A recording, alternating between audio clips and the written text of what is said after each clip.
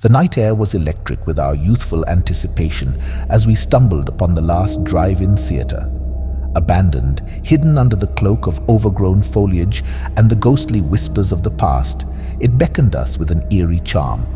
Not a single soul had mentioned its existence, a forgotten relic untouched by the digital age, its location absent from every map we consulted. Our decision to stay, spurred by a mix of curiosity and rebellious thrill, would soon reveal itself as the gravest mistake of our lives. We were a tight-knit group of 5, bound by years of shared history and countless adventures. This, however, was unlike anything we'd ever encountered. As we settled our car into a dusty slot, facing the giant, decrepit screen, a flicker of light startled us.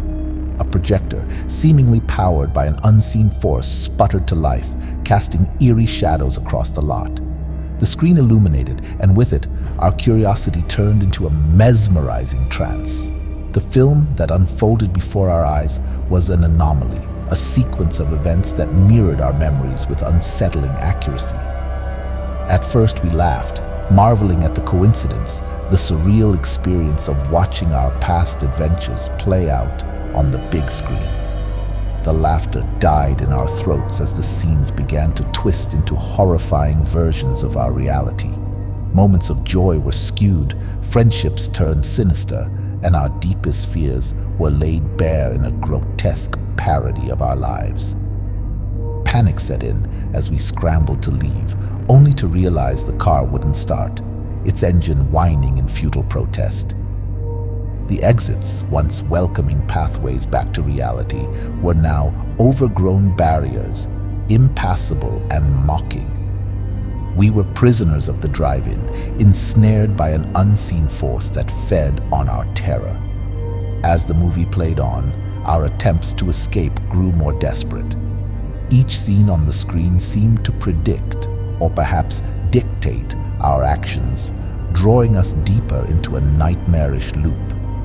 The boundary between the film and our reality blurred until we could no longer distinguish where one ended and the other began. We were characters in a twisted narrative, our autonomy stripped away, leaving us to act out the horrifying alterations of our memories.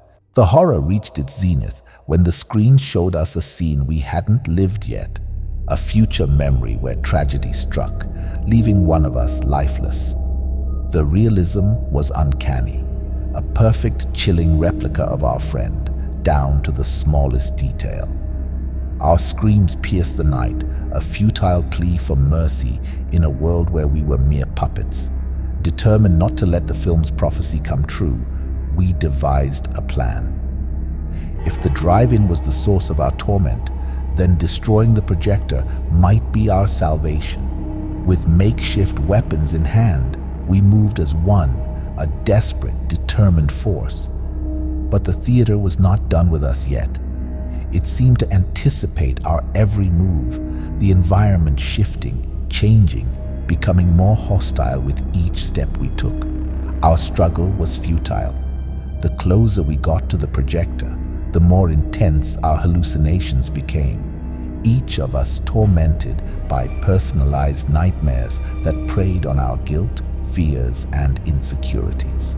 It was a psychological torture designed to break us, to make us succumb to the twisted reality of the film. In a final act of defiance, we reached the projector, only to find it was not the source of our imprisonment, but a conduit for something far more ancient and malevolent.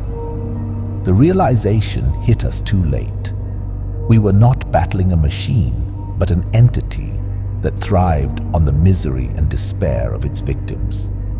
The last thing I remember before succumbing to the darkness was the sight of the screen flickering one final time, showing us a new scene, a twisted mirror of our current despair, a future where we were forever trapped in the loop of our altered memories.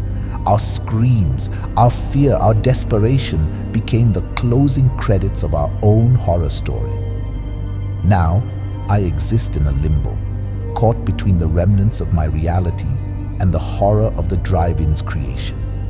The theater, our captor continues to show its film to an audience of lost souls, a never-ending premiere of terror. And I, like my friends, am nothing more than a ghostly spectator, forever watching the night we stumbled upon the last drive-in theater, a warning tale for those who might follow in our footsteps, lured by the call of the unknown.